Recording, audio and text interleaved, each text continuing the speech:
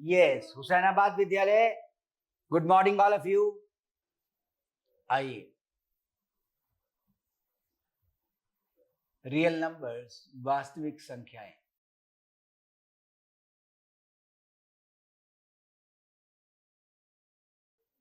Real numbers, वास्तविक संख्याएं। तो काफी कुछ 9th क्लास में जब आप थे तब मैंने इस पर काफी कुछ बोला है। आप और हम वही रहे, वास्तविक संख्याएं। तो कुछ बिंदु अगर उठेंगे तो फिर से रिपीट करेंगे वो, और नहीं तो आगे बढ़ेंगे। वास्तविक संख्याएं, तो वास्तविकता का बोध वास्तविक संख्याएं कराएंगी। तो हल्का सा प्रस्तावना जो रहेगी वो इंट्रोडक्शन है, और वो हल्का सा 9th रिलेटेड रहेगा। जल्दी में नहीं भागना है। प्रस्तावना, ठीक है। तो पुनरावलोकन है 9th क्लास का, रिकॉल, ठीक है, या रिवाइज, रिवीजन, पुनरावलोकन।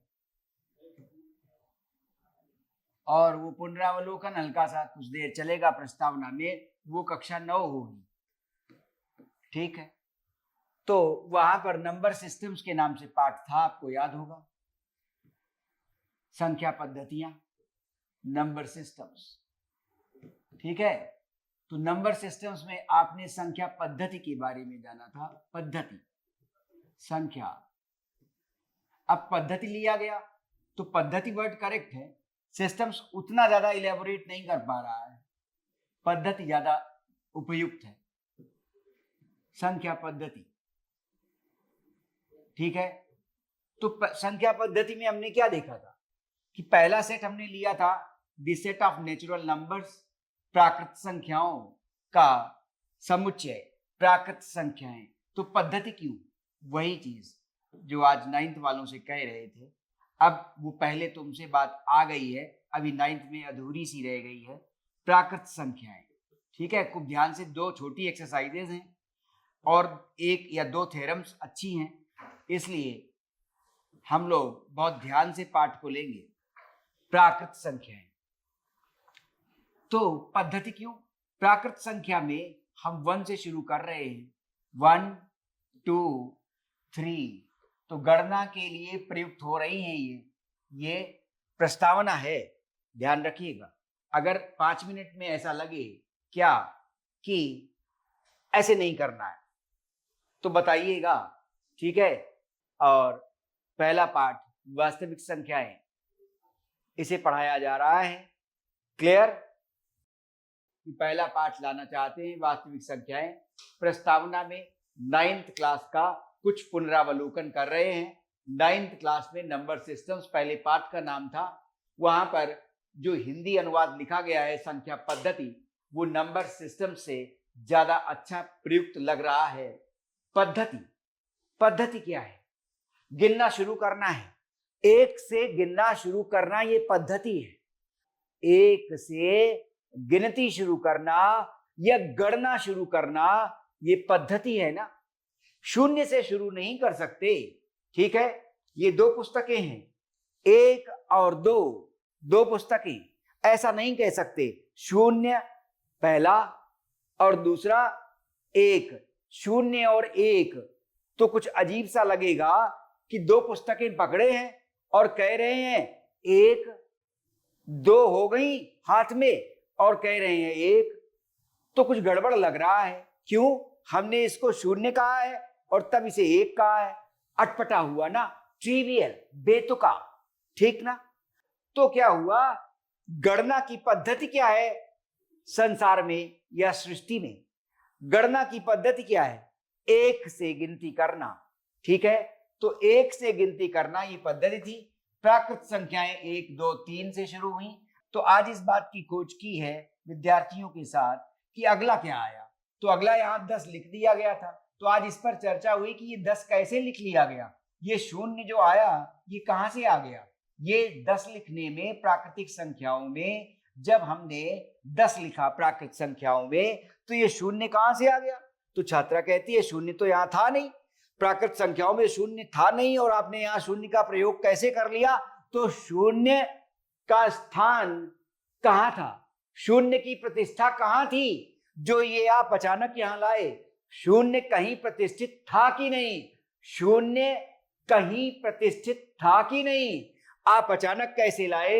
ये छात्रा ने पूछा। उसे पूछने का अधिकार है क्या कि प्राकृत संख्याएं आप कह रहे हैं कि 1 से शुरू होंगी, और प्राकृत संख्याएं मुझे 9th में याद है आपने कहा था क्या कि जिनसे गिनती करते हैं, जिनसे गणना की जाती है, वो प्राकृत संख्याएं होती हैं। तो गणना 1 से शुरू होती है, ये पद्धति है। तो प्राकृत संख्याओं का समुच्चय जो सेट है 1 से शुरू होता है, आगे चलता है। लेकिन हम जैसे ही 9 के बाद 10 लिखते हैं तो छात्र के दिमाग में ये प्रश्न आता है कि ये शून्य आप कहां से ले आए? शून्य कहीं पहले प्रतिष्ठित था कि नहीं? तो शून्य की जब कोई प्रतिष्ठा नहीं थी प्राकृत संख्याओं में तो ये अचानक आ कैसे गया? तो ये अचानक बिना बुलाए ये मेहमान कैसे बन बैठा प्राकृत संख्याओं में? ये तो सब प्राकृत संख्याओं के मेहमान थे, लेकिन जब 10 मेहमान बना यहां पर तो फिर ये शून्य वो साथ में लिए है, ये कहां से आ गया? तो प्रश्न उठता है कि शून्य की प्रतिष्ठा कहां है? शून्य की प्रतिष्ठा अब हमें देखनी होगी। तो शून्य की प्रतिष्ठा और उसका महत्व, शून्य की प्रतिष्ठा और उसका महत्व, ठीक है, ये देखना हुआ। शून्य की प्रतिष्ठा एवं महत्व, अब ये कहां लाए? तो जब हम उसे शामिल ही नहीं कर रहे हैं, ठीक है, या तो हम उसे कह देते कि इन मेहमानों के बीच वो चीफ गेस्ट है, ये सारे गेस्ट हैं और वो शून्य जो है वो चीफ गेस्ट है, ऐसे कह देते। वो भी नहीं कह सकते, ठीक है, चीफ गेस्ट है तो उसकी पोजीशन और आगे होनी चाहिए थी, तो वो स्थान तो हमने 1 को दे दिया है, ठीक है, क्लियर। अब प्रश्न आया कि शून्य की प्रतिष्ठा और उसका महत्व, तो अब 10 लिखने के लिए ये शून्य कहां से आया? तो पता चला शून्य को प्रतिष्ठित करना है। अब शून्य कैसे प्रतिष्ठित हो ये ध्यान देना है, इसकी प्रतिष्ठा, ठीक है, प्रतिष्ठित करना है। तो अब ये प्रतिष्ठित हो तो आगे बढ़ेंगे, प्रतिष्ठित करना है। तो शून्य प्रतिष्ठित करने में हमने नया समुच्चय लिया और वो पूर्ण संख्याओं का है, the set of whole numbers, पूर्ण संख्याओं का समुच्चय, होल नंबर्स, ठीक है। तो 9वें की प्रस्तावना थोड़ा देर चलेगी। होल नंबर्स ये क्या है? पूर्ण संख्याओं का समुच्चय, पूर्ण संख्याएं, ठीक है। अब पूर्ण संख्याएं क्यों? ये लगा कि यहां पर पूर्णता नहीं है, क्यों?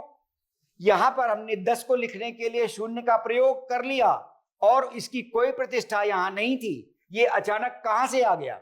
तो जब पूर्ण संख्याओं का समुच्चय हमने लिया तब शून्य की प्रतिष्ठा बन सकी, तब शून्य का महत्व बताया जा सका, ठीक है, उसको सम्मान दिया जा सका शून्य को। किसको? कहां पर? पूर्ण संख्याओं के समुच्चय में शून्य वास्तव में चीफ गेस्ट बन गया। कैसे? देखिए, आइए। तो अब हमने शुरुआत पूर्ण संख्याओं के समुच्चय की कहां से की? 0, 1, 2, 3। तो आज 9वीं वालों को यही सिखाया है कि जब यहां पर 10 लिख गया, यहां पर 9 के बाद 10 जब लिख गया, ऐसे 9 के बाद जब 10 लिख गया, यही 10 वास्तव में गया है किसमें? प्राकृत संख्याओं के समुच्चय में। पूर्ण संख्याओं में शून्य की पहले प्रतिष्ठा हुई, तब 10 लिखा जा सका और यही 10 अब वास्तव में प्राकृत संख्याओं के साथ शामिल हो सका है। प्राकृत संख्याओं में 10 अचानक नहीं आ गया था, ठीक है। वास्तव में अगर देखा जाए तो यही चिंतन है कि पूर्ण संख्याओं का जब समुच्चय बन गया और शून्य की प्रतिष्ठा हो गई, जब हम 10 लिख सके पूर्ण संख्याओं के समुच्चय में, क्यों? गिनती आगे नहीं बढ़ रही थी, 1 डिजिट वाले, 1 अंक वाली संख्याएं थी। अब अगला अंक कैसे लिखे, अगली संख्या कैसे लिखे, हम उत्तर नहीं ढूंढ पा रहे थे। इसलिए हमने प्राकृत संख्याओं के समुच्चय को आगे बढ़ाया। आगे बढ़ाने में सबसे जटिल प्रश्न आया कि शून्य की प्रतिष्ठा अभी हुई कि नहीं हुई। जैसे ये वर्ड सुनते हो क्या, आज मंदिर में मूर्ति की प्राण प्रतिष्ठा है, आप सुनते हो ऐसा, ठीक है। तो वही प्राण प्रतिष्ठा, शून्य की प्राण प्रतिष्ठा कहां हो सकी, होल नंबर्स के सेट में। जब ये प्रतिष्ठित हो गया तब ये 10 यहां दिख सका है, तभी गिनती आगे बढ़ सकी। तो शून्य ने बहुत महत्वपूर्ण कार्य कराया, क्या, गिनती आगे बढ़ी। अगर शून्य नहीं अपनाया जाता और अगर लगातार रिक्तता का बोध ही कराता रहता कि शून्य अर्थ जहां कुछ ना हो, रिक्त हो, कुछ भी ना हो, शून्य है, तो जहां पर रिक्तता का बोध शून्य करा रहा है तो उसको महत्व तो कैसे दे पाते, जब तक इसे चिंतन नहीं किया गया, इसको समझा नहीं गया कि शून्य का महत्व बहुत ज्यादा है, ठीक है। गिनती उसी से आगे बढ़ रही है और फिर उसको प्रतिष्ठित करना जरूरी था, क्योंकि गिनती उसी से आगे बढ़ी, 10 लिख पाए तभी, ठीक है। तो अब दूसरा सेट हमने जाना था 9वीं कक्षा में पूर्ण संख्याओं का, और वो शून्य से शुरू हो रहा है और ये 10 के बाद कहां तक जाएगा, अनंत तक, ठीक है, अनंत तक। गिनती कभी समाप्त नहीं होगी, आगे बढ़ती रहेगी। भले ही आप कहें कि नहीं हम इतना जानते हैं अरब के बाद, ठीक है, खरब, खरब के बाद नील, पद्म, 10, ऐसे सब कुछ हम जानते हैं, ठीक है, लेकिन इसके बाद हम नए नाम देख सकते हैं। अगर हमें और की आवश्यकता पड़े तो हम नए नाम चुन लेंगे, नए नाम बना लेंगे, लेकिन गिनना रुकेगा नहीं, अनंत तक जा सकता है। ठीक उसी तरह तारे हम गिनते रह सकते हैं, भले ही संख्याओं के नए नाम हमें बनाने पड़े, ठीक है, लेकिन ये कहा जाता है कि नहीं तारे तो अनंत है, अनगिनत है, तो अनगिनत शब्द है हमारे पास, ठीक है। तो हम ये जानना चाहेंगे आगे की पढ़ाई में कि तारे गिनती करते हुए अनगिनत हैं, हम गणना कर रहे हैं और उसके बाद वो अनगिनत हैं। हम गणना कर सकते हैं तारों की, ठीक है, लेकिन गणना करते हुए हम प्राप्त कर पाते हैं ये तथ्य कि अनगिनत हैं। क्लियर, ठीक है, एग्जॉस्ट नहीं हो सकते, क्यों, ब्रह्मांड बढ़ता जा रहा है, तारे बढ़ते जा रहे हैं, इसलिए अनगिनत हो गया, कब तक गिन सकते हैं, ठीक है। लेकिन गिनना संभव है, इसलिए हम कह रहे हैं कि स्टार्स, ठीक है, काउंटेबल है, काउंट कर सकते हैं, 1 2 3 4, लेकिन एग्जॉस्ट कर जाएगी गिनती नहीं, ठीक है। तो ये अनंत तक का बोध कराता है कि गिनती रुकेगी नहीं, चलती रहेगी, चलती रहेगी, चलती रहेगी। इसलिए 1 से लेकर 10 आगे तो इनफाइनाइट सेट है। कैसा, इनफाइनाइट, अनंत। कितनी प्राकृत संख्याएं होती हैं, तो क्या हम कह सकते हैं कि 10 अरब होती हैं और 100 खरब होती हैं, 10 पद्म होती हैं, 100 पद्म होती हैं, करोड़ों पद्म होते हैं संख्याओं के, ऐसा कह सकते हैं, नहीं कह सकते। संख्याएं आगे बढ़ती रहेंगी और हम नए नाम दे सकते हैं, तो संख्याएं समाप्त नहीं होंगी। तो वो प्राकृत संख्याएं जिनसे गिनती करते हैं वो आगे बढ़ती रह सकती हैं, तारों की तरह से, तारों की तरह से आगे बढ़ती रह सकती हैं, ठीक है। सेट ऑफ होल नंबर्स, ये भी अनंत है, ये अनंत है, तो जब अब यहां शून्य से शुरू हुआ, ये भी अनंत है, ये 1 2 3 4 5 9 10 11। इसके बाद हमने जो आपको बताए थे वो पूर्णांक थे, पूर्णांक। तीसरा सेट था इंटीजर्स का, पूर्णांकों का। तो पूर्णांक अब क्यों कहें, क्या अभी पूर्णता क्यों नहीं मिली। 2 समुच्चय हमने लिए, एक प्राकृत संख्याओं का समुच्चय, दूसरा हमने समुच्चय लिया वो पूर्ण संख्याओं का समुच्चय है। अब इसके बाद हम आगे बढ़ते हैं, तो अभी पूर्ण अंकों की आवश्यकता क्यों पड़ी, पूर्ण अंक क्या हो गए, तो पता चला कि प्रकृति में ड्युअलिटी है, द्वैत, ठीक है, प्रकृति में ड्युअलिटी है, 2 का होना, ठंडा गर्म है ना, ऊपर नीचे, दाएं बाएं, ठीक है, खट्टा मीठा, क्लियर। इस तरह से प्रकृति में ड्युअलिटी है, पदार्थ और आत्मा, पदार्थ और आत्मा, मैटर एंटी मैटर। चूंकि ऐसा है प्रकृति में, इसलिए हमें सोचना पड़ रहा है क्या कि अभी अंक पूर्ण हुए कि नहीं हुए। तो 0 जो हमने शून्य लिखा है नंबर सिस्टम में, नंबर लाइन पर, तो अब हम कहेंगे, जो पाठ का नया नाम अब नई किताबें रख रही हैं वो कहती हैं the other side of zero, the other side of zero, शून्य के दूसरी ओर।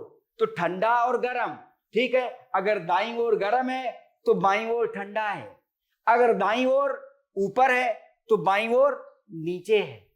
क्लियर? इस तरह से। तो चूंकि प्रकृति में हर समय द्वैत का बोध है, डुअलिटी का बोध है ना। शरीर है तो आत्मा है, मृत हो गया शरीर तो कहते आत्मा निकल गई। तो दो है ना, ठीक है, matter and anti matter. Anti matter आत्मा साइंस की थ्योरी में, और शरीर मैटर। तो डुअलिटी हर जगह है, इसलिए हमें अंकों में डुअलिटी सोचनी पड़ी है, द्वैत सोचना पड़ा है। क्या? Positive negative. तो जब पूर्णांकों की बात करेंगे इसलिए हमें दोनों सोचने पड़ गए, क्योंकि हम प्रकृति में लगातार ये पा रहे हैं ठंडा गर्म। छोटे बच्चे को अचानक बुखार आ गया, अब उसे भी लग रहा है कि माथा गर्म है, तो गर्म जाना उसने कैसे जाना? कल माथा आसान था, नॉर्मल था, उसे पीड़ा नहीं थी बुखार की, अब वो पा रहा है कि माथा गर्म हो गया, तो कल माथा गर्म नहीं था, आज उसने माथा गर्म पाया, तो अब थर्मामीटर लगाया गया, पता चला 2 डिग्री बुखार है। तो 2 डिग्री बुखार है और कल बुखार क्या था? नॉर्मल था, 2 डिग्री। फिर देखा उसने कि ये 2 डिग्री बुखार है, इसका क्या मतलब है? फिर वो कहता है कि ये पानी कितने डिग्री पर है जो बाल्टी में रखा है, ये पानी जो उबल रहा है ये कितने डिग्री पर है, अरे ये बर्फ कितने डिग्री पर है, ये बर्फ पिघल नहीं रही है, ये कितने डिग्री पर है, ग्लेशियर की, और ये बर्फ पिघल रही है, तो इस पानी का टेम्परेचर और इस बर्फ का जो पिघल रही है टेम्परेचर क्या है? तो जब तापमान की बात आई तो ऐसा लगा ठंडा और गर्म, तो कुछ धनात्मक और कुछ ऋणात्मक मन में बोध आया। क्यों? बात पहले ही हो चुकी है कि पूरी प्रकृति डुअलिटी से भरी है, सुख है तो दुख है ना। इस तरह से यही चीज यहां पढ़ाई में आ गई। क्या? कि संख्याएं हमें 2 तरह से प्राप्त हो रही हैं। क्या? ये जो अभी तक आई उसमें एक पॉजिटिव धनात्मक बोध और एक नेगेटिव, ठीक है, ऋणात्मक बोध, ठीक है। और हम खुद भी पाते हैं बढ़ना, ठीक है, योग बनना, बढ़ना, ठीक है। 4 थे, एक और सेब मिल गया, 5 हो गए। 4 थे, 2 हमने किसी को दे दिए, कम हो गए। तो बढ़ना और कम होना, ठीक है, वस्तुओं का बढ़ना जोड़ बता रहा है, वस्तुओं का घटना, ठीक है, ऋणात्मक बोध करा रहा है, ठीक है। तो ये बात तो हो रही है, लगता है कि नहीं, वास्तव में 2 चीजें हैं, बढ़ता है तो कहीं घटता भी है। हम किताब पढ़ना शुरू करते हैं तो 400 पन्ने बाकी हैं, हम किताब 10 दिन पढ़ लेते हैं, अब 200 पन्ने बाकी हैं, 200 पढ़ चुके, 200 बाकी हैं, कुछ घट गया। क्या? जो पढ़ना नहीं था, 200 पन्ने पढ़ चुके हैं, 200 पन्ने बाकी हैं। क्लियर ना? ये चीज आई। तो ऐसा देखते हुए, ऐसा समझते हुए हम पा रहे हैं कि नहीं, कुछ बढ़ता है तो धनात्मक है ऐसा लगा, कुछ घटता है ऋणात्मक है। या मान लो हम धनात्मक या ऋणात्मक न जानते हो तो हम ये मान सकते हैं कि बढ़ना धनात्मकता का बोध कराता है, ये मान्यता है, और घटना ऋणात्मकता का बोध कराता है, ये मान्यता है। तो पॉजिटिव और निगेटिव। तो पूर्णांक आएंगे तो तीसरा सेट हम ले रहे हैं पूर्णांकों का, तीसरा सेट लेंगे, सेट ऑफ इंटीजर्स। और ये ज़ैलन वो वर्ड है, शायद ग्रीक भाषा का हो। तो अब देखिएगा किताब में लिखा है और बताइएगा भी किस भाषा का है, कल जब अगली क्लास आएगी तो पूछेंगे। तो Z the set of integers, integers तो आई से लिखा जाता है, लेकिन इसे जेड से डिनोट किया गया है क्योंकि शायद ये दूसरी भाषा का शब्द है, ऐसे ज़ैलन। तो इंटीजर आया तो इंटीजर वाला सेट पूर्णांक कहलाएगा, ठीक है। तो क्या अभी अंक पूर्ण नहीं हुए थे? हाँ, ऐसा लगा कि अभी अंक वास्तव में पूर्ण नहीं हुए। जब तापमान की बात सुनी तो लगा कि वास्तव में अंक अभी पूर्ण नहीं हुए हैं। क्यों? अब ऐसा लग रहा है ग्लेशियर जो पिघल नहीं रहा है उसकी बर्फ का तापमान क्या है, और एक ग्लेशियर जो पिघलना शुरू कर चुका है तो उससे पिघले हुए बर्फ से जो जल बना है उसका तापमान क्या है, ठीक है। और बाल्टी में जो पानी रखा है उसका तापमान क्या है, और जो पानी गर्म हो रहा है, भाप बन रहा है, उसका तापमान क्या है? तब लगता है कि नहीं, कहीं भाप बन रहा है, ठीक है, और कहीं बर्फ बन रहा है। ये दो अलग अलग चीजें दिखाई दे रही हैं, स्वरूप अलग अलग हैं, ठीक है, अलग अलग तरह का बोध करा रही है ना ये स्थितियां, पानी का बर्फ बनना, पानी का भाप बनना। तो इसका मतलब है कि नहीं, ऋणात्मक और धनात्मक बोध हो तो रहा है, ठीक है। तो आइए, पूर्णांक की जब बात आई तो ये इंटीजर्स का सेट आया, और जब पूर्णांक हमने लिखे तो अदर साइड ऑफ जीरो, जो किताब ने अब नया नाम दिया है, ठीक है, नया नाम the other side of zero है, ठीक है, और वो कह रहे हैं, देखिए जेड लिया और अब ये इंटीजर्स है, सेट ऑफ इंटीजर्स। तो सेट ऑफ इंटीजर्स में अब हम इंटीजर्स ले रहे थे क्या, तो पॉजिटिव और नेगेटिव जब दोनों बातें करेंगे तो हमने ये सेट छोड़ दिया, कौन सा, the set of natural numbers, the set of whole numbers, ठीक है, और इसकी गणना यहां से शुरू हो गई, 1 2 चलता गया इनफाइनाइट, होल नंबर्स 0 1 एंड 2 ऐसे चलता गया, ये आया। अब इसके बाद क्या, जब हमने नंबर लाइन बनाई तो हमने पाया, ठीक है, ये 0, ये 1, ये 2, ये 3। अब ये क्या था, ये देखें तो 0, हमारे पास 4 वस्तुएं थी, उसमें से हमने कुछ भी नहीं बढ़ाया तो 4 ही रह गई ना। तो माने हमने जब कुछ नहीं बढ़ाया तो रिक्तता है, शून्यता है, तो 0 ऐड किया, तो 4 में जब हमने 0 ऐड किया तो 0 चूंकि रिक्तता का बोध करा रहा है, रिक्तता, ठीक है, तो 4 में जब 0 जुड़ा तो 4 ही मिले। 4 वस्तुएं थी हमारे पास, उनसे 0 घट गया तब भी 4 ही रह गया, ठीक है। तो फिर से रिक्तता थी, तो जब रिक्तता है और 4 में से कुछ भी रिक्त हुआ ही नहीं तो 4 ही बचे, और 4 में कुछ भी बढ़ा ही नहीं तो शून्यता, रिक्तता सामने है 4 के, तो फिर क्या है, 4 ही तो रहे। अब प्रश्न आया कि जब ये 0 रिक्तता का बोध कराते हुए न बढ़ना बता पाता है न घटना बता पाता है, 0 से न बढ़ा और न घटा, तो फिर ऐसा लगा कि ये तो तटस्थ है, न धनात्मक है न ऋणात्मक है, तो धन या ऋण, ठीक है, दोनों का बोध नहीं करा पा रहा है 0, क्यों, रिक्तता में था, ठीक है। अब फिर इस तरफ आए तो पता चला कि नहीं, अब देखें एक था, ठीक, एक था हमारे पास ये, और एक हमने ले लिया वापस, था हमारे पास, ठीक है, इस वस्तु पर हमारा अधिकार था एक। अब क्या हुआ कि यही एक वस्तु जो हमारे पास थी, हमें किसी ने दी थी, हमारे पास थी, अब हम उसका उल्टा कर रहे हैं, हम भी किसी को दे रहे हैं, अब ये हमने दे दिया, तो ये ऋणात्मकता का बोध हमारे पास जो था वो हमने दे दिया, लेन देन, ठीक है। तो अब क्या हुआ कि ये ऋणात्मक बोध कराएगा, वापस दे देना, ठीक है, हमें मिली थी, हम पॉजिटिव हुए थे, धनात्मक हुए थे, हमें मिली और हमने ये दूसरे को दे दी वही वस्तु, तब अब क्या हुआ, ये ऋणात्मक बोध कराएगा। तो पता क्या चला कि अगर हम देखें तो अब क्या मिल रहा है, 1 प्लस -1, जो हमारे पास एक धनात्मक था, अगर हमने वही किसी को दे दिया तो ऋणात्मक हो उठे, और अब क्या बच गया, 0। तो जो हमारे पास एक था वो हमने किसी को दे दिया तो ऋणात्मकता का बोध हुआ और ये 0 बन गया ना।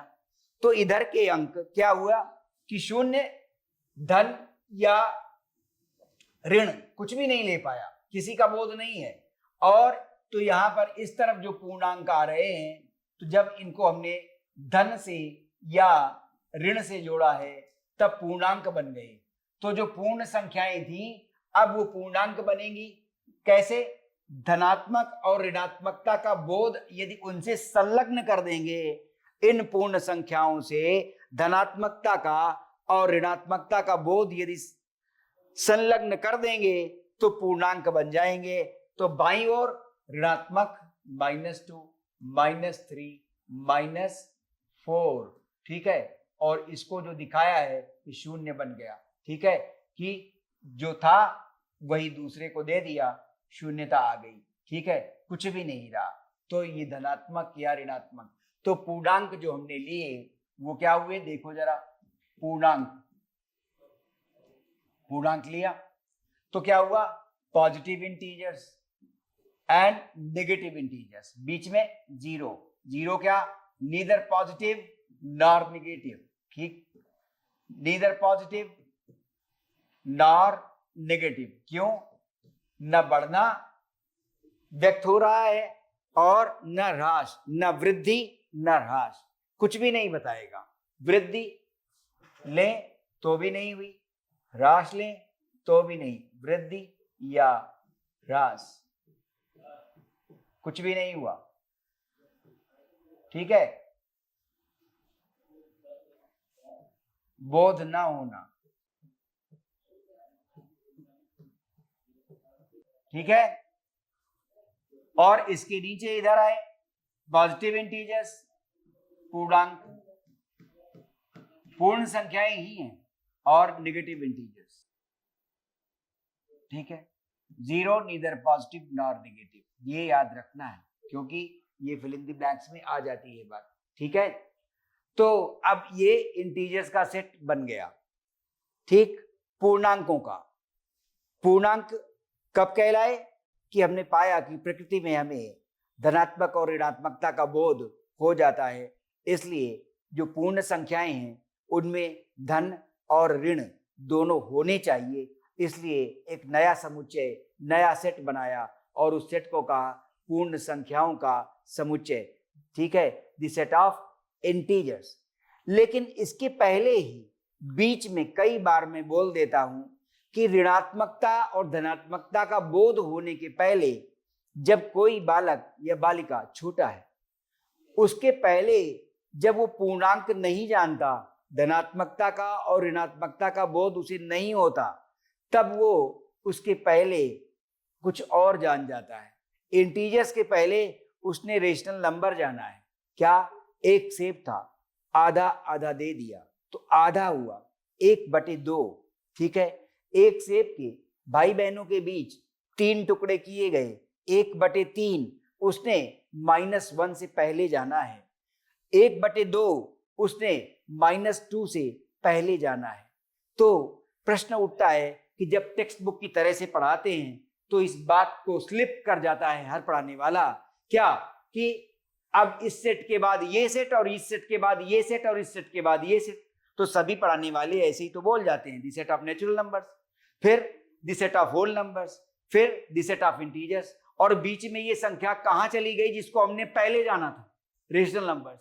तो सारी किताबों में रेशनल नंबर बाद में पढ़ाया जा रहा है, ठीक है। लेकिन रेशनल नंबर से हम परिचित तो पहले ही हो गए थे, ठीक है ना।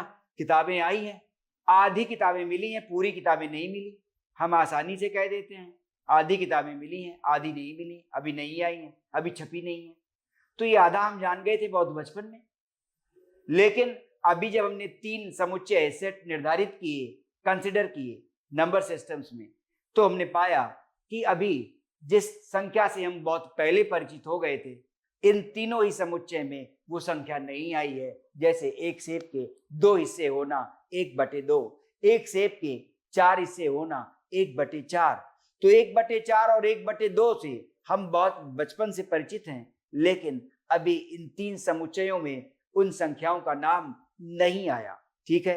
तो बीच में ये चीज इंट्रोड्यूस कर देते हैं हम, ठीक है, भले ही टेक्स्ट बुक पैटर्न पर ये बाद में कहना पड़े, now comes the set of rational numbers. अब परिमेय संख्याओं का समुच्चय आएगा, लेकिन परिमेय संख्याओं से हम परिचित पहले ही हो गए थे। पूर्णांकों से परिचित होने के पहले हम परिचित हैं किससे, परिमेय संख्याओं से, ठीक है। 1/2, 1/8, इनसे हम परिचित हैं कक्षा 5 में ही, ठीक है। फ्रैक्शंस से परिचित हैं, उनसे जो बड़े हैं उनसे भी परिचित हैं, 50/2, ठीक है, ये हम करके आए हैं। तो हम कह देते हैं नहीं 25 होगा, ठीक है। तो इसका परिचय तो पहले से था, लेकिन जब तक इन 3 सेट्स की व्याख्या की तब तक इन संख्याओं का परिचय सामने नहीं आया। तो अब अगला सेट लिया जाए कि हम आगे देखना चाहेंगे कि अब अगर एक सेट लिया गया तो अब क्या आएगा, तो एक ऐसा, ये ऐसे लिया हम लोग, तो अब पता चला कि अगर हम इसके ऐसे 4 भाग कर देते हैं, एक वृत्त बनाया, तो ये एक भाग है, एक, ठीक है। तो केवल अगर इतना लें तो क्या कहेंगे, 1/4। और अगर हम केवल ये ले रहे हैं ऐसा वाला, दोनों ले लें, 1 और 2, तो एक वाला पार्ट और दूसरा वाला पार्ट, ये दोनों ले रहे हैं, दोनों, तो हम क्या कह रहे हैं कि ये भी ले लिया और ये भी ले लिया, तो पूरा एक था, तो अब क्या हो गया, 1/2 आ गया ऐसा, ठीक है। अगर हम ये तीसरा ले रहे हैं तो 1, 2 और 3 मिला लें, तो हम क्या कह रहे हैं, आसानी से कह सकते हैं कि 4 भाग थे, तो 1 लिया, 2 लिया और 3 लिया। अगर इन तीनों को व्यक्त करना चाहते हैं तो हम कह रहे हैं कि अब कितना है, 3/4, जो क्या है, 1 से कम है। तो लग रहा है कि हमें पूरा नहीं मिला, हमें केवल 3/4 भाग ही मिला है, ठीक है। इसमें पता था कि अगर आधा सेब काट के दे दिया जाता तो ये जानते, ठीक है। अब देखा जाए कि नया सेट जो आ रहा है परिमेय संख्याओं का, ठीक है, उसे the set of rational numbers consider करने जा रहे हैं, ठीक है। तो सेट ऑफ रेशनल नंबर्स ये देखा जाएगा, और सेट ऑफ रियल नंबर्स तो वहाँ आर से, तो सेट ऑफ रेशनल्स को फिर ये अंग्रेजी भाषा का शब्द नहीं है, क्यू से डिनोट किया जा रहा है, और वो नंबर सब लाएंगे कैसे वाले, ऐसे। इसमें हम देखते हैं हमारे पास कई तरह के हैं। 1/2 ये 1 से छोटा है, और 8/3 ये 1 से बड़ा है। तो 1 से छोटे और 1 से बड़े दिख रहे हैं, लेकिन बाद में हमें और भी चीजें दिखेंगी। वो क्या, कि 1/2 को हम लिख सकते हैं क्या, 0.5, ठीक है, आधा, ठीक है। दशमलव प्रणाली में जब लिखा गया तो 0.5 लिखा। हम 1/3 को लिख रहे हैं तो हम पा रहे हैं 0.3333 चलता जा रहा है, और इस पर दंड लगा दे रहे हैं 0.3 बार, ठीक है। तो ये क्या था, शांत दशमलव प्रसार था, शांत दशमलव प्रसार, शांत दशमलव प्रसार है, ठीक है। और 1/3 ये दशमलव प्रसार क्या है, अशांत है, अंत नहीं है, ठीक है। वो शांत वाला, शांति वाला नहीं है, पीस वाला नहीं है, शांत, अंत सहित शांत, ठीक है। और ये अशांत दशमलव प्रसार है, अशांत दशमलव प्रसार, ठीक। एक और आ सकता है, अशांत दशमलव प्रसार आ रहा है, लेकिन अशांत के साथ क्या है, ठीक है, 3 की आवृत्ति बार बार हो रही है, ये बार बार आ रहा है, अशांत आवृत्ति, एक प्रकार ये हुआ, ठीक है।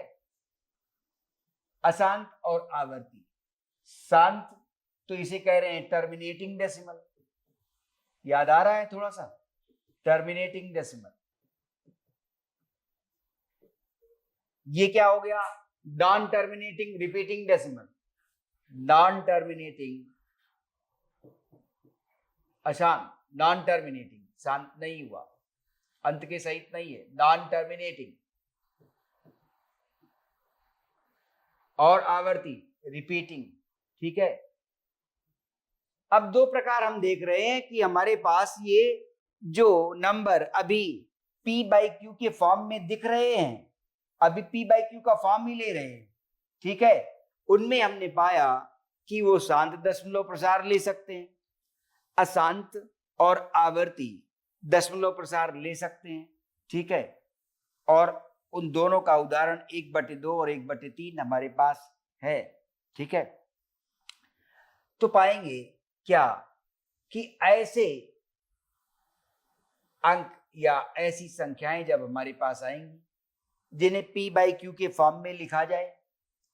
P बाई क्यू के फॉर्म में क्या हो कि Q 0 ना हो, क्योंकि हर में आया हुआ है, तो हर में 0 नहीं रख सकते, क्योंकि इसका अर्थ है अंश को हर से भाग देना है, तो शून्य से भाग नहीं दिया जा सकता है। तो जब कुछ था ही नहीं तो किसको क्या बांटेंगे, ठीक है। और ये आया कि नहीं, एक था तो 1/2 2 में बांट दिया, ठीक है, 1 को 2 में बांट देना, आधा आधा हो गया, ठीक है। तो ये बांटना कहलाता है क्या, भाग, ठीक।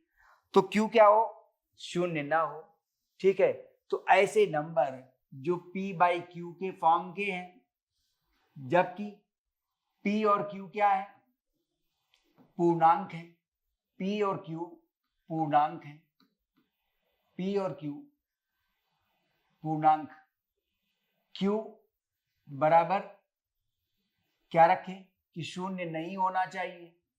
एक बात और है, कैसी, उसे ध्यान दें कि अगर हम 1/2 लिख रहे हैं, हम 100/50 लिख रहे हैं, हम 8/4 लिख रहे हैं, हम 25 हटाएं, हम 50/25 लिख रहे हैं, 20/10 लिख रहे हैं, तो क्या माना जाए कि ये सभी परिमेय संख्याएं अलग अलग हैं। ये एक परिमेय संख्या है क्योंकि P बाई क्यू के फॉर्म की है, ये एक परिमेय संख्या है क्योंकि P बाई क्यू के फॉर्म की है और Q 0 नहीं है। तो अभी क्या हुआ कि ये सभी अलग अलग हैं, क्या भिन्न है, क्या ये भिन्न है, ठीक है। तो किसी ने कहा भिन्न तो नहीं लग रहे हैं, सभी 1/2 हैं, तो पता चला, उत्तर मिला सभी तो 1/2 ही हैं, सभी तो 1/2 ही हैं। तो इसका मतलब है कि अभी परिमेय संख्याओं के सेट की परिभाषा में कुछ और जरूरत है। परिमेय, ठीक है, परिमेय परिमाप से बना है। जब आप नाप लेते हैं, है ना, आपको मात्रा का एहसास हो जाता है, वो परिमेयीकरण कहला रहा है। तो परिमेय आया इस तरह से, सभी तो 1/2 हैं, 1/2 हैं सभी। तो पता चला कि जब परिमेय संख्याएं ये सभी अलग अलग नहीं है, एक ही है, तो इसका मतलब है कि हमें लोवेस्ट फॉर्म में ले जाना है। ये ऐसे कट गया और सभी क्या बन गए, 1/2 बन गए, ठीक है। तो कहना ये होगा कि P और Q पूर्णांक है, Q शून्य ना हो, और साथ में क्या है कि ये पूर्णांक ऐसे हो कि सह अभाज्य को प्राइम, ठीक है, क्लियर, सह अभाज्य हो को प्राइम, ठीक है, कि मतलब उनके बीच कोई कॉमन फैक्टर ना हो, ठीक है, उनके बीच कोई कॉमन फैक्टर ना हो। तो ये भी लिखना पड़ेगा कि P एंड Q कैसे हो, सह अभाज्य, सह अभाज्य, आपस में उनमें भाग न जा सकता हो, ठीक है, आपस में भाग न जा सकता हो, सह अभाज्य, ठीक है। तो जैसे 1/2 है, ठीक, तो ये 1/2 में कोई कॉमन फैक्टर है, नहीं है, ठीक है। 3/4 है, उसमें कोई कॉमन फैक्टर है, नहीं है, लेकिन इसी 3/4 को हम लिख सकते हैं 6/8। तो 6/8 क्या कोई अलग से रेशनल नंबर है, परिमेय संख्या है? तो स्टैंडर्ड फॉर्म की परिमेय संख्या ये नहीं है, स्टैंडर्ड फॉर्म की परिमेय संख्या 3/4 है। क्यों? परिभाषा में सह अभाज्य होना जरूरी है, ठीक है, मतलब उनमें कोई कॉमन फैक्टर ना हो, सह अभाज्य है, तो माने क्या हुआ कि को प्राइम कहलाता है, और को प्राइम कहलाता है जब, तो इसका मतलब है कि इन दोनों में P और Q में कोई कॉमन फैक्टर नहीं होना चाहिए। तो को प्राइम को भी लिख लें, को प्राइम क्या है, सह अभाज्य, ठीक है। तो इसमें क्या हुआ, सह अभाज्य हम कैसे समझते हैं कि उनके बीच में कोई कॉमन फैक्टर नहीं होना चाहिए, उनके बीच में कोई कॉमन फैक्टर नहीं होना चाहिए, ठीक है, नो कॉमन फैक्टर, ठीक है, कॉमन फैक्टर नहीं हो, नो कॉमन फैक्टर, ठीक है। तो इस तरह से हमने पाया कि जो हमें लग रहा था कि 100/50, 8/4, 50/25 ये भी परिमेय संख्याओं की परिभाषा के लिए योग्य हैं, लेकिन ये योग्य नहीं निकले। क्यों? ये सभी 1/2 को ही दिखा रहे हैं, और तब परिभाषा को परिमार्जित स्वरूप में यूं पाया गया कि P और Q केवल पूर्णांक ही ना हो, ऐसे पूर्णांक हो जिनमें फिर से क्या कोई कॉमन फैक्टर ना दिखे। तो जब 100/50 को हम P/Q फॉर्म में पाएंगे तो इसे परिमेय संख्या का सही स्वरूप हम तभी दे पाएंगे जब हम इसे भाग देकर 1/2 बना दें। तो 100/50 P/Q का फॉर्म तो है, लेकिन परिमेय संख्या के स्वरूप में अभी अधूरा है। परिमेय संख्या के रूप में पूर्ण कब होगा? 1/2 के रूप में, ठीक है। क्लियर हो रही है बात? बोलो। थोड़ा कठिन लगा होगा सुनने में, लेकिन इतना 9th वालों को भी सुनाया है तो उतना तुम भी सुनो, ठीक है। तो ये जरूरी थी बात। क्लियर हुई चीज? ये बोलो। तो 1/2, 100/50, 8/4, तो परिमेय संख्या आ गई। अब परिमेय संख्या दो स्वरूप ले रही है, शांत दशमलव प्रसार या अशांत आवर्ती दशमलव प्रसार। तो परिमेय संख्याएं P/Q के फॉर्म के जो नंबर हैं, ठीक है, और लोएस्ट टर्म्स में है, तो वो दो तरह के दशमलव प्रसार लेते हैं, एक शांत दशमलव प्रसार, एक अशांत दशमलव प्रसार, जिसमें आवर्ती होता है, अशांत आवर्ती दशमलव प्रसार, ठीक। लेकिन कुछ संख्याएं ऐसी हो सकती हैं कि अब इन दोनों कोटियों से हमें पता चला कि ऐसा भी तो हो सकता है कि अशांत हो और अनावर्ती हो, ऐसा दशमलव प्रसार भी तो हो सकता है। यहां पर हमारे पास परिमेय संख्याओं के दो तरह के दशमलव प्रसार आए, लेकिन जब हमने इनको परिभाषित किया, शांत दशमलव प्रसार और अशांत दशमलव आवर्ती प्रसार, तो हम पा रहे हैं कि ऐसा लगता है एक कोटि तो और बन रही है। क्या? जैसे शांत दशमलव प्रसार के साथ अशांत आवर्ती दशमलव प्रसार आया, तो ऐसे अशांत और अनावर्ती भी तो हो सकता है। तो अशांत और अनावर्ती देखा जाए तो जो नया बिंदु आया, ठीक है, तो ये सेट ऑफ रेशनल्स हो गया, ठीक है, परिमेय संख्याओं का सेट। अब आएगा ऐसा कि हमारे पास परिमेय संख्याएं दो स्वरूप में आई। कैसी? परिमेय संख्याएं, ठीक है, हमारे पास उनके दो स्वरूप आए। परिमेय संख्या, ठीक है, दो स्वरूप आए, शांत दशमलव प्रसार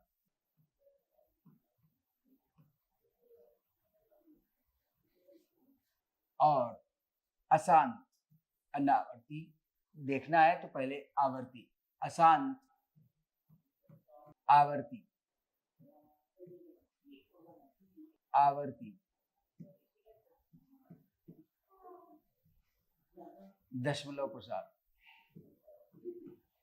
अब ये जब दो है हमारे पास, एक और दो, तो लगता है कि परिमेय संख्या जो P/Q का फॉर्म ले रही थी, ठीक है, और तो अब कोई और भी हो सकता है। तो एक और प्रश्न चिन्ह बन रहा है, और वो है अशांत अनावर्ती।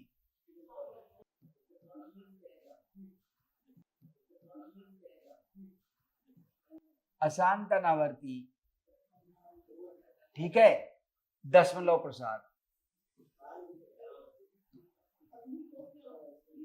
अशांत अनावर्ती दशमलव प्रसार भी तो हो सकता है, ठीक है। क्या ये होगा? तो ऐसे अशांत अनावर्ती दशमलव प्रसार संख्याओं के जब मिलेंगे तो उनको P/Q के फॉर्म में नहीं लिखा जा सकता। P/Q फॉर्म, ठीक है, P/Q फॉर्म नहीं कोरिलेट किया जा सकता, P/Q फॉर्म में नहीं मिलेंगी। तो P/Q के फॉर्म में जब नहीं मिलेंगी संख्याएं, तो वही संख्याएं क्या है, और वो कैसी होंगी? ऐसे देखें, हम कह रहे हैं जैसे कि अगर किसी परिधि की नाप ली गई और परिधि को व्यास से अगर भाग देने की कोशिश की जाए, अभी ये P बाई Q का फॉर्म है नहीं, ये प्रयास आया, परिधि बटे व्यास, एक ये प्रयास लिया तो पाया क्या कि न तो ऐसा आ रहा है, ठीक है, तो पहला भी ठीक है और दूसरा दोनों ही नहीं मिल रहे हैं। और आया क्या, अशांत अनावर्ती दशमलव प्रसार आ गया, अशांत अनावर्ती दशमलव प्रसार आ गया। तो ये संख्याएं ठीक है जिनके दशमलव प्रसार अशांत और अनावर्ती हैं उनको P बाई Q के फॉर्म में नहीं लिखा जा सकेगा, P बाई Q के फॉर्म में नहीं लिखा जा सकेगा। ऐसी संख्याओं का जो समुच्चय है वही आया अपरिमेय संख्याएं, ठीक है। तो अब अपरिमेय संख्याओं का सेट आया, अपरिमेय।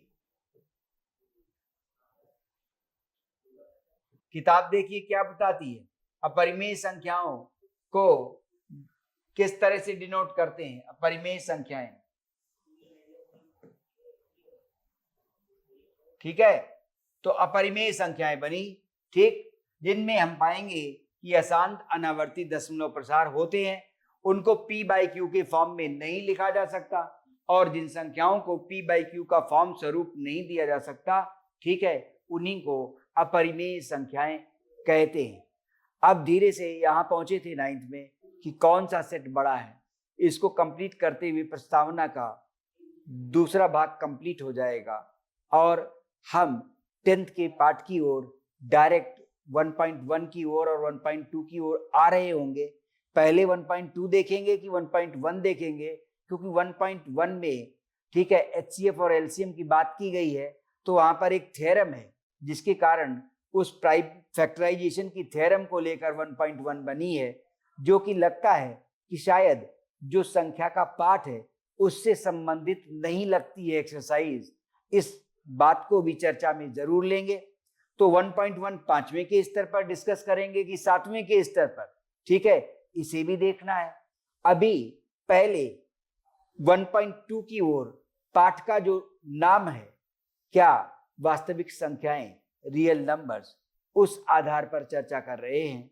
1.1 में जो प्राइम फैक्टराइजेशन की थ्योरम आई है और जिससे HCF और LCM पर बात की गई है, सवाल दिए गए हैं, वो क्या इसका विषय वस्तु है वास्तव में कि नहीं है, इसे क्या अलग पाठ में भी विषय वस्तु माना जा सकता है, तो पता चलेगा हाँ अलग पाठ में भी इसे विषय वस्तु माना जा सकता है, ठीक है। जैसे कक्षा 5 HCF एंड LCM, ये चैप्टर का नाम हो गया अगर, तो पता चला कि जो इस पाठ में 1.1 एक्सरसाइज है उस पर थोड़ा और आसान बनाते हुए सब्जेक्ट पर चर्चा की जाएगी तो अच्छा रहेगा। क्यों, थ्योरम पहले बोली जानी है, first fundamental theorem of arithmetic, उसे क्या कहें, ठीक है। तो जो रियल नंबर्स का पार्ट है उसकी जो चेतना है, उस चेतना से ये थोड़ा दूर है प्रश्नावली कौन, 1.1, ठीक। तो उस पर उसी तरह से चर्चा करेंगे, लेकिन पाठ का नाम चूंकि क्या है, रियल नंबर्स, वास्तविक संख्याएं, इसलिए चर्चा को उसी तरह से आगे बढ़ाया है, ठीक, कि पहले हमें रियल नंबर्स का सही बोध हो जाए और रियल नंबर्स के अलावा भी क्या अधिकल्पित संख्याएं भी होती हैं, इमेजिनरी नंबर्स भी होते हैं, ठीक है। जैसे कि शरीर और आत्मा का ज्ञान दिया कि शरीर वास्तविक और आत्मा अवास्तविक, ठीक है, ऐसे दिखा, तो उसी तरह से नंबर्स पर भी बात कर रहे हैं। उसके बाद क्या कहते हैं, 1.1 पर थ्योरम जो बोलेंगे उसकी सहायता से इसे करेंगे। पहले पाठ के चेतन सामग्री जो है पाठ के नाम के अनुसार जोड़ रहे हैं और वो नंबर्स के बारे में है कि रियल नंबर्स तक हम पहले पहुंच जाएं। तो परिमेय संख्याओं के बाद मैंने अपरिमेय संख्याएं कही हैं, दशमलव प्रसार, ठीक है, P बाई Q के फॉर्म दो तरह के ले सकते हैं, और वो है शांत दशमलव प्रसार और अशांत आवर्ती दशमलव प्रसार। लेकिन इनके अलावा हमें ये बात भी मन में आई कि अशांत और अनावर्ती दशमलव प्रसार भी हो सकते हैं, तो क्या उनको परिमेय संख्याएं कहेंगे? पता ये चला कि परिमेय संख्याओं का स्वरूप ही धारण नहीं कर पा रहे हैं, ये संख्याएं परिमेय संख्याओं का स्वरूप धारण नहीं करती, इसलिए इन्हें अपरिमेय संख्याएं कहा जा रहा है। ठीक है, तो अगला सेट परिमेय के बाद अपरिमेय संख्याओं का आया। अब सारे सेट जो हमने पढ़े, ठीक है, सारे सेट जो हमने पढ़े, पहला प्राकृत संख्याओं का, दूसरा पूर्ण संख्याओं का, तीसरा पूर्णांकों का, चौथा परिमेय संख्याओं का, पांचवा अपरिमेय संख्याओं का, सारे सेट्स अगर एक में ही शामिल कर दें, सारे समुच्चय यदि एक में ही शामिल कर दें, तो जो नया सेट बनेगा वो वास्तविक संख्याओं का समुच्चय कहलाएगा, वही the set of real numbers है, ये बोला जाएगा। ठीक है, ध्यान दे रहे हैं? तो अशांत अनावर्ती, ठीक है, तो ये कोई किताब से देखकर जल्दी बताएगा? देखिए कौन ढूंढ पाएगा जल्दी से? एक दो पन्ने में ही आ गया कि जो अपरिमेय संख्याएं हैं उन्हें कैसे लिखते हो, किससे डिनोट करते हो? Set of natural numbers and the set of whole numbers, the set of integers, the set of rationals. जल्दी से किताब से ढूंढकर देख सकते हो। देखो ढूंढ पाओगे एनसीईआरटी किताब? क्या कि अपरिमेय संख्याएं जो इर्रेशनल नंबर्स हैं उनको किससे डिनोट करते हैं? जल्दी से लेटर ढूंढो। तो ये इर्रेशनल्स का सेट अब बना था, और इसे मैंने आपको किताब में ढूंढने को कहा है कि किससे डिनोट कर रहे हैं। इर्रेशनल नंबर्स सब मिला दें, तो सब जब मिल गए, natural number system, the whole number set, Z, Q और क्या इर्रेशनल्स, सब जब मिल गए तो पूरे सेट जितने हैं ये सबका एक बड़ा सेट बना, और वही रियल नंबर्स का सेट है। ठीक है, ये सभी वास्तविक संख्याएं हैं।